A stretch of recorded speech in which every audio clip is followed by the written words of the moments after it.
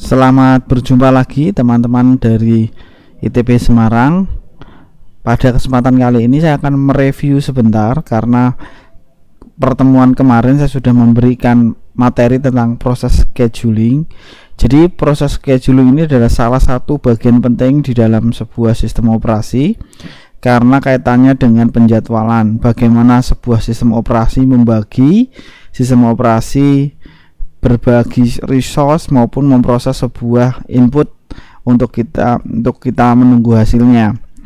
Jadi pada kesempatan kali ini saya akan review sedikit dan nanti saya akan simulasikan beberapa bagian atau beberapa metode proses yang ada di dalam sistem operasi. Untuk mengingat sebentar saya akan menjelaskan sedikit atau review saja. Jadi proses scheduling seperti judulnya, yaitu menentukan proses mana yang akan dieksekusi selanjutnya, karena pasti menggunakan metode tidak serampangan, tidak sembarangan untuk memproses. Nah, kriteria penjadwalan teman-teman bisa menyimak, tetapi ada namanya hal yang perlu kita perhatikan, bagaimana keuntungannya adalah efisien untuk CPU secara optimal, adil, menjamin tiap proses dilayani. Kan tidak mungkin ketika kita klik, loh ini kok nggak jalan, yang lain jalan, kan jadi masalah. Throughput memaksimalkan jumlah proses, jadi semuanya terus diperbarui. Berdasarkan waktu memang ada dua teman-teman, ada batas waktu, ada non preemptif, tidak ada batas waktu. Nah, sedangkan berdasarkan karakteristik saya cepat saja karena teman-teman pasti sudah baca. Saya hanya memberikan garis besar saja. Batch yaitu kumpulan pekerjaan, yaitu eksekusinya lama karena berdasarkan masuk, kemudian interaksi dengan user, eksekusi cepat, mana yang perlu kita kerjakan. Beda dengan real time, khususnya multimedia, sehingga kalau saya boleh ngomong, komputer-komputer yang mendukung multimedia pasti akan lama kalau laptop atau PC yang digunakan jadul gitu ya, jadi perlu resource yang besar. Batch, jadi algoritma ada dua, FCFS atau sebenarnya saya lebih ingat FIFO, first in first out, tetapi bisa juga diartikan first come first serve, atau SJF, yang kedua SJF, shortest job first. Nah, nanti akan saya terangkan di di bagian selanjutnya. Jadi urut first come first serve ini berdasarkan urutan eksekusi waktu kedatangan. Jadi tidak peduli berapa lama, yang penting yang datang dulu dilayani. Kalau misalkan P1 butuh waktu 5 milisekund dilayani, P3 300 milisekund dilayani, P7 1 milisekund dilayani. Jadi artinya antriannya berdasarkan ini first come first serve. Sederhana memang, dan tapi kelemahannya ada tidak cocok kondisi interaktif karena butuh lama dan proses waktunya lama, mempengaruhi antrian selanjutnya. Jadi kalau yang satu belum selesaikan, jadi dia tidak akan membuka proses baru. Oke, nanti saya akan simulasikan teman-teman. Oke, sedangkan SJF, shortest job first, yaitu eksekusi waktu datangan dan lama eksekusi setiap proses. Keuntungannya waktu efisien, tapi sulit diterapkan umumnya. Lama eksekusi tidak diketahui di awal ya, jadi kita tidak tahu tuh ketika kira-kira berapa waktu yang harus dihabiskan seperti itu. Interaktif memang ada beberapa teman-teman, ada round robin, priority, multiple queue. Jadi memang yang paling sering pakai namanya algoritma round robin karena ini preemptif, jadi ada batas waktu, dan teman-teman nanti akan lebih detail ketika nanti saya jelaskan. Ini gimana Pak, panjang, nah makanya nanti saya akan tunggu ya. Oke, berdasarkan nilai prioritas, ada prioritasnya berapa.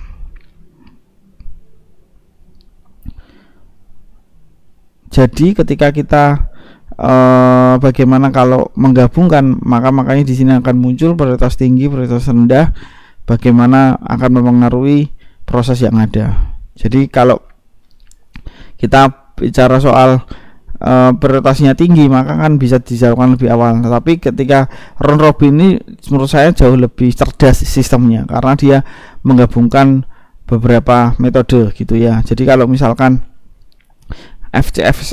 FCFS tadi akan jauh lebih lama karena berdasarkan urutan kedatangan dan kita tidak tahu waktunya sampai kapan. Nah, real time ini yang paling berat di dalam kosnya, karena di bidang multimedia ya tadi contohnya. Jadi memang membutuhkan waktu yang betul-betul lebih detail. Periode waktu kemunculan teratur, jelas ada intervalnya, tapi periodik ini yang sulit untuk diprediksi karena waktu kemunculannya tidak dapat diprediksi.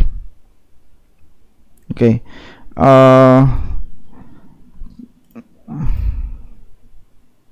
Selamat jumpa lagi teman-teman. Kita akan melanjutkan di FCFS, algoritma first come first serve. Jadi di sini ada real time. Contoh soalnya ada 5 proses, waktu datangnya proses 1 0 milisecond, 1 milisecond dan seterusnya sampai 4. Burst time, waktu proses yang ada dari 5, 3, 6, 1, 7. Nah, bagian yang pertama yang kita bisa lakukan adalah kita jumlahkan dulu jumlah total burst time. Di sini akan muncul 5 ditambah 3 ditambah 6 ditambah 1 ditambah 7. Maka kita akan ketemu berapa? 22. Kemudian kita akan menambahkan tabelnya ada, berarti di sini 1 di sini 22 akan muncul. Oke. Nah, pada bagian pertama ini teman-teman mencari start time-nya berapa, finish berapa, respon time berapa akan terlihat di sini. Yang pertama, proses pertama ini waktu datang 0, waktu proses yaitu 5. Jadi kita buat 5 kotak begitu ya, menandakan bahwa proses 1 berjalan selama 5 milisecond. Kemudian proses yang kedua, ini diisi dulu. Waktu datang adalah di sini 0, waktu finish time 5. Maka 5 dikurangi 0, maka muncul angka 5. Kemudian proses yang kedua, karena mulai di kotak kelima, berarti kita diisi angka 5. Ada 3 milisecond yang perlu prosesnya, kita kasih warna lain hijau. Di sini startnya 8, maka didapat teman-teman finish time-nya 8 dikurangi 1, maka keluar angka 7. Oke, kemudian proses yang ketiga, dia butuh 6 milisecond, maka kita siapkan 6 milisecond. 2, 3, 4, 5, 6 dikasih warna sesuai dengan urutannya hijau. Kemudian start time-nya berapa ya? Pasti 8. Finishnya sampai berapa? Kita lihat sampai 14. Dihitung dari 8, 9, 10, 11, 12, 13, 14. Berarti di sini 14 dikurangi 2, maka keluarlah angka 12. Kemudian proses keempat ini mulai di 14, finishnya kemudian hanya 1 saja. 1 berarti kita kasih warna di sini warna biru. 1 karena proses 1 butuh 1 detik saja. Di sini 15 dikurangi angka 3, maka muncullah di sini 12. Kemudian proses yang terakhir yaitu proses yang ke-5, membutuhkan waktu proses 7, berarti 3, 4, 5, 6, 7. Kita kasih tanda di sini ungu. Di sini startnya 15, kita selesai tanggal 22. Maka kita akan lihat mereka akan dikurangi 22 dikurangi berapa? 4, maka keluar angka 18. Oke.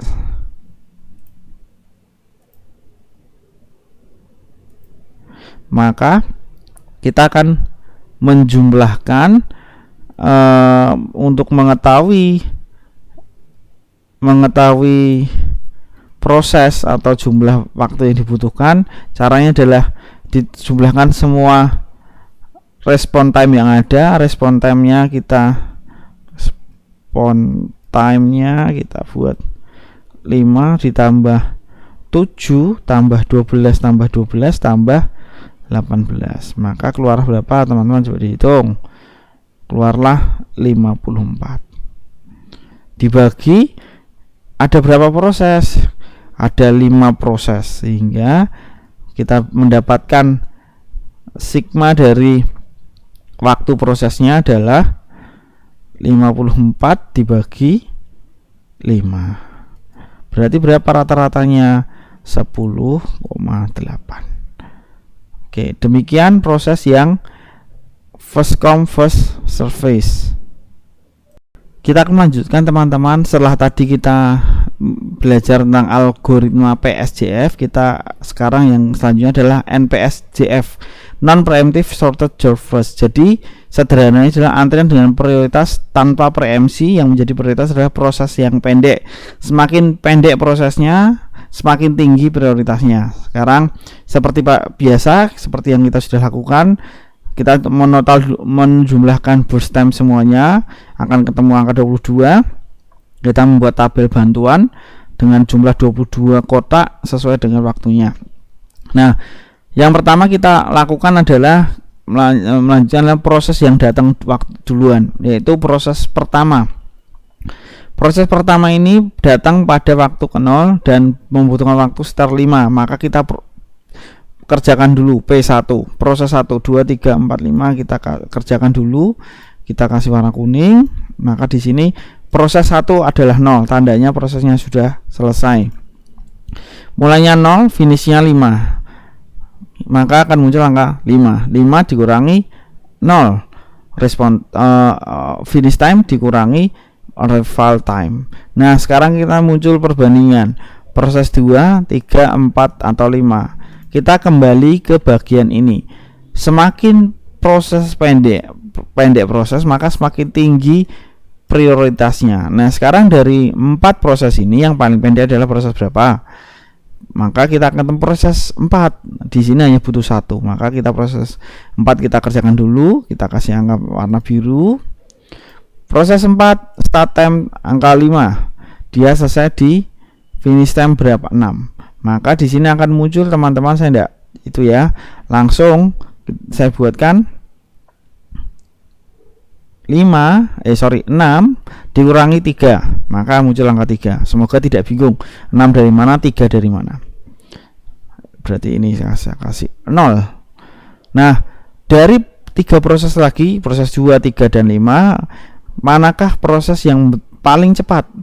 Maka kita akan menemukan di proses 2 ini paling cepat karena dia membutuhkan 3 milisecond. Maka proses 2 ini kita proses 2 ini dia butuh waktu 3.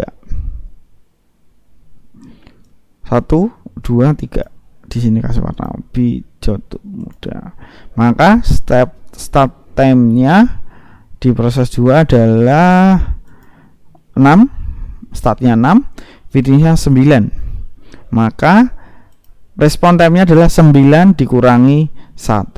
1 dari mana, Pak? 1 adalah waktu dia datang. Maka dikasih angka 8. Di sini berarti saya kasih P2 adalah 0 karena P2 sudah selesai. Sekarang tinggal proses 3 dan proses 5. Proses 3 dan 5 ini kita cari yang paling pendek. Paling pendek adalah proses 3. Maka dilanjutkan dulu. Startnya berapa? Startnya 9. Kita mulai dari 6. 1, 2, 3, 4, 5, 6. Ada 6. Kita kasih.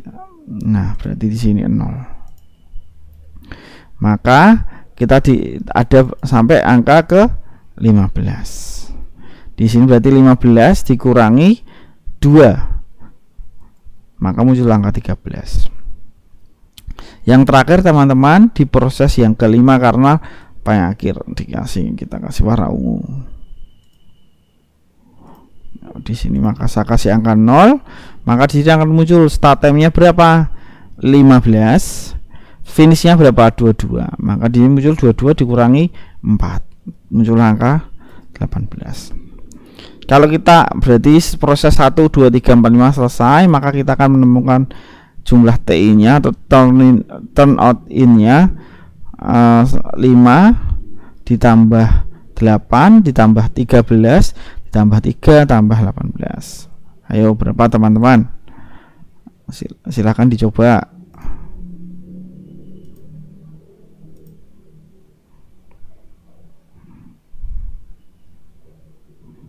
Ya, betul 47. Saya sengaja menunggu supaya ada yang menghitung ya. Jumlah responnya, jumlah prosesnya adalah 5. Berarti kita akan mendapatkan angkanya adalah sigmanya 47 dibagi 5. Maka keluarlah angka berapa? 9,4. Nah, demikian kita sudah menyelesaikan algoritma NPSJF. Teman-teman, kita akan melanjutkan dengan metode kedua, yaitu PSJF atau Preemptive Shortest Job First, atau juga disebut juga Shortest Remaining Time First. Jadi dia akan memproses yang datang dengan burst time atau waktu yang terkecil. Jadi dia akan memperhatikan burst time-nya berapa. Nah, pada prinsipnya sama, kita harus mengerjakan menghitung dulu waktu burst time-nya berapa, yaitu 22 setelah dihitung. Nah, untuk memudahkan saya akan buat satu tabel lagi karena dia betul-betul 2 bagi 2 6. Di sini proses 1,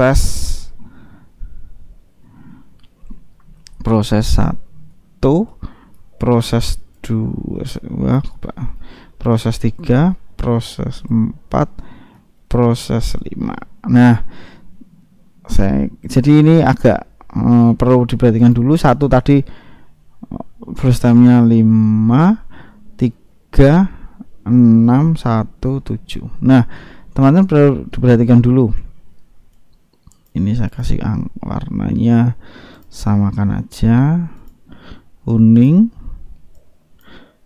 hijau muda, hijau tua,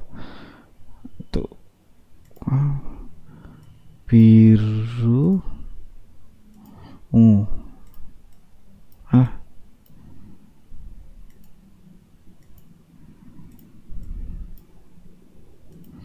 Nah, yang pertama yang Anda harus perhatikan adalah prosesnya. Nah, pertama adalah perhatikan dulu proses 1 dan proses 2. Proses 1 kita lihat dia datang waktu yang ke 0. Nah, kemudian muncullah proses 2 pada 1 milisecond dia datang. Otomatis waktu yang bisa proses yang bisa digunakan adalah 1. Jadi proses 1 ini dikerjakan atau mengerjakan satu proses, maka kita kasih warna kuning. Jadi proses 1 dari awalnya dia membutuhkan 5, karena sudah di proses 1 otomatis ini saya hapus dulu menjadi 4. Oke, setelah proses ini proses 4 ini, proses 1 memang masih ada diabaikan. Kemudian dia memproses waktu yang datang kemudian, yaitu di proses 2 dia pada waktu 1 milisecond dia datang, dia butuhkan 3. Maka di proses 1, 2, 3 di sini kita kasih tanda hijau muda. Kita akan lihat di sini start time-nya berapa? 1. Kok enggak 0, Pak? Enggak, karena 0 sudah dipakai di warna kuning ini. Maka finish time-nya diisi angka berapa? Di sini 4. Maka di sini akan muncul berapa?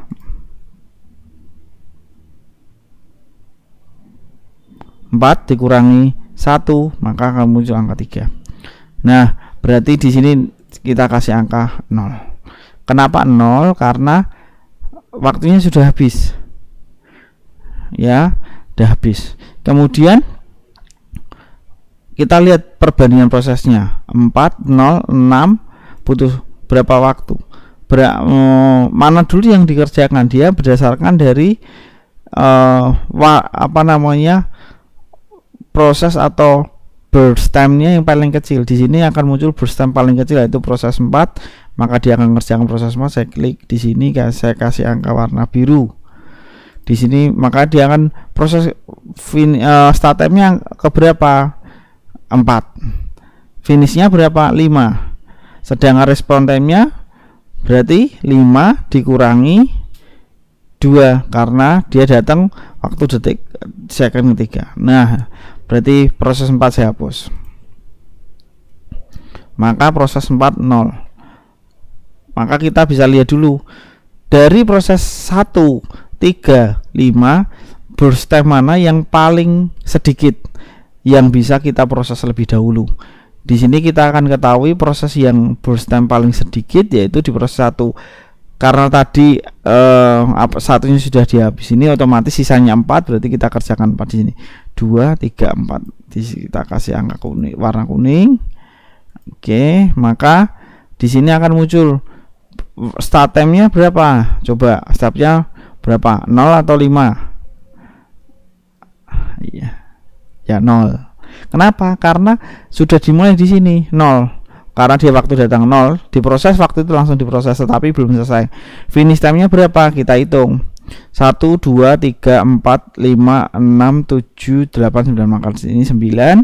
Maka 9 dikurangi 0, maka akan dapat angka 9. Berarti sini prosesnya habis, saya kasih angka 0. Maka tinggal menyisakan proses 3 dan 5. Proses 3 dan 5 burst time paling sedikit berapa? 3 atau 5? Proses 3 Pak. Nah, ya berarti kita proses yang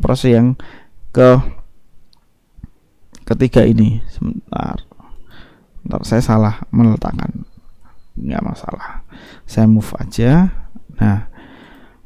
Nah, sorry, proses 36 berarti di sini 1, 2, 3, 4, 5, 6 kita kasih tanda hijau tua. Nah, di sini hijau tua. Proses startnya berapa? Di sini startnya 9 karena dimulai 9. Kemudian finish time-nya berapa? Teman-teman bisa lihat finish time-nya berapa di situ. Maka akan muncul angka berapa?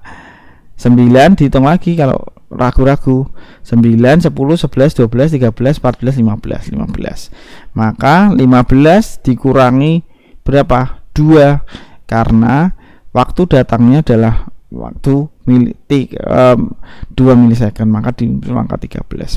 Yang terakhir karena sudah habis, tidak ada proses yang mau dibandingkan, maka proses 5 ini dijalankan dengan 7 waktu pemrosesan yang ada. Maka saya kasih angka ungu.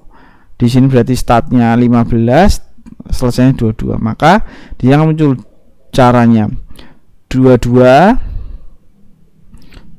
dikurangi 22 dikurangi 4, maka akan muncul di sini 18. Maka kita akan menghitung turnaround it-nya. Caranya sama, kita gabungkan semuanya. TI-nya berapa, turnaround it-nya berarti 9 ditambah 3 tambah 13 tambah 3 lagi tambah 18. Berapa teman-teman? Bisa bantu hitung?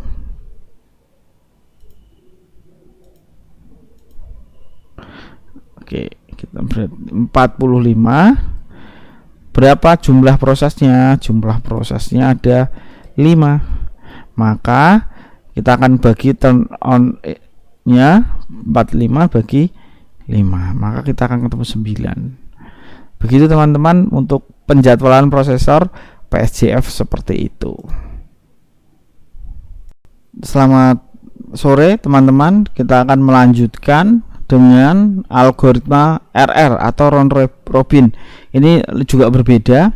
Jadi penjadwalan dilakukan secara bergiliran berdasarkan antrian. Prosesor mengerjakan sesaat setiap proses berturut-turut proses yang telah dieksekusi prosesor dan belum selesai akan kembali ke antrian terakhir yang ada pada saat itu. Jadi contohnya ini soal akan ada kuantum 2, jadi batas yang dikerjakan prosesor adalah 2 milisecond.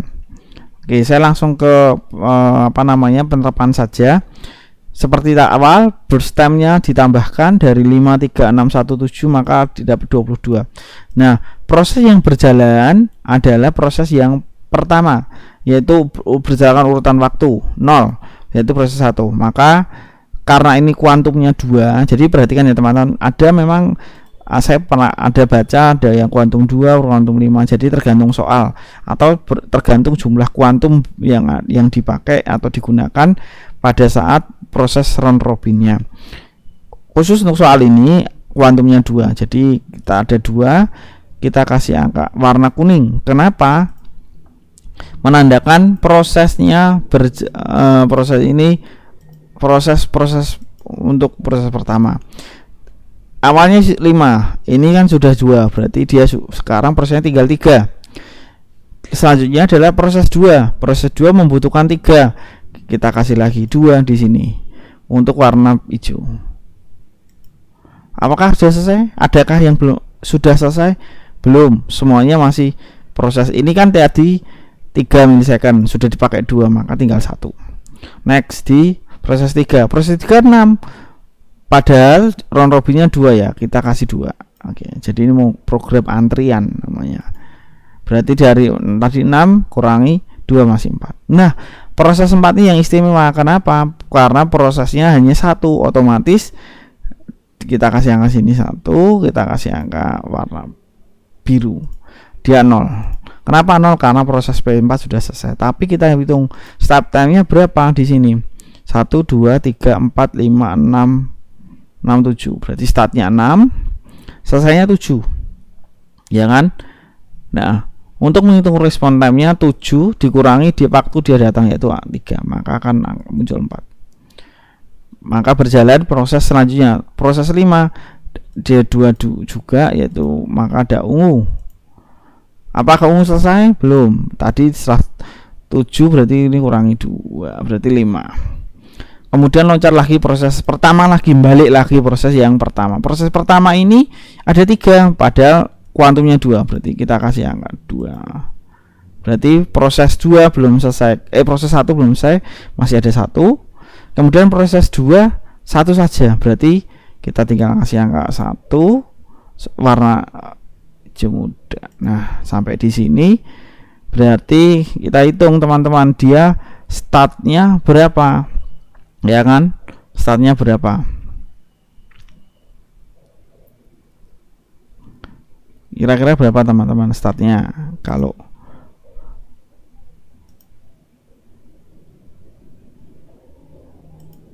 start time-nya berapa? Ayo, start time-nya berapa?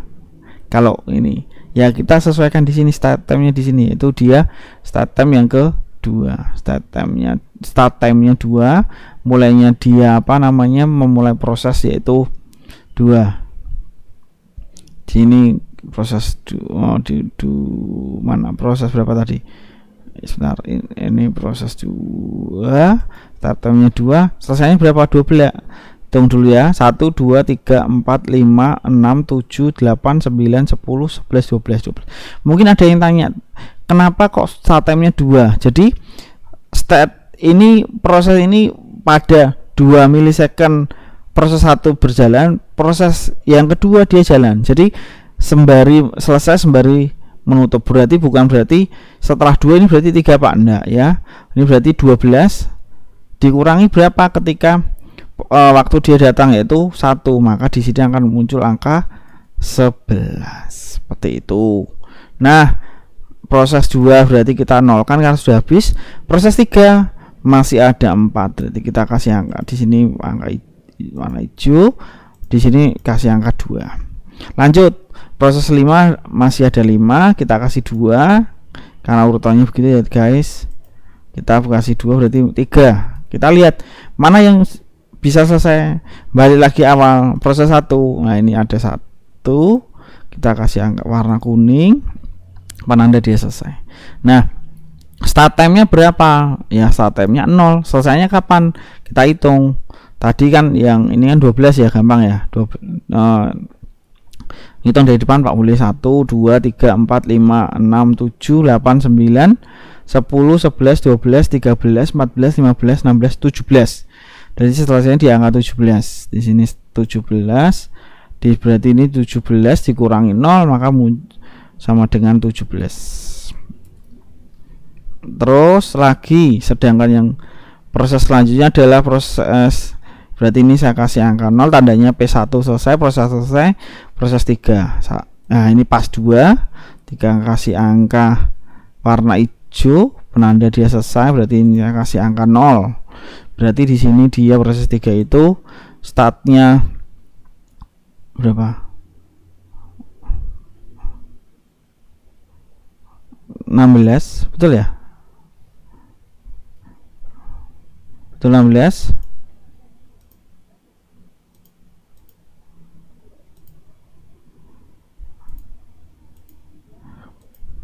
Berapa? 19 ya, betul ya. Dia mulainya 4, mana 4? Betul ya, startnya 4. Start time-nya 4, kita lihat di sini dia mulai 4 ini mulai warna dari hijau, ini 19.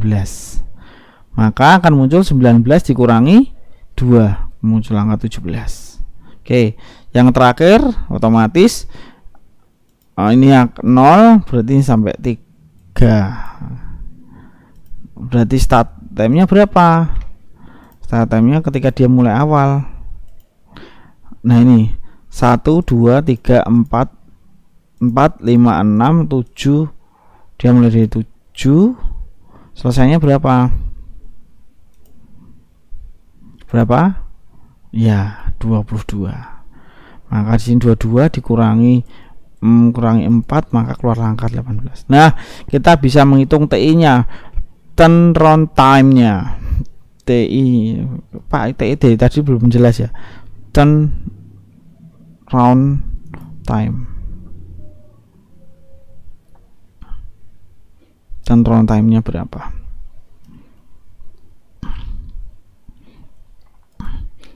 Berapa? 17 tambah 11 tambah 17 tambah 4 tambah 18 berapa?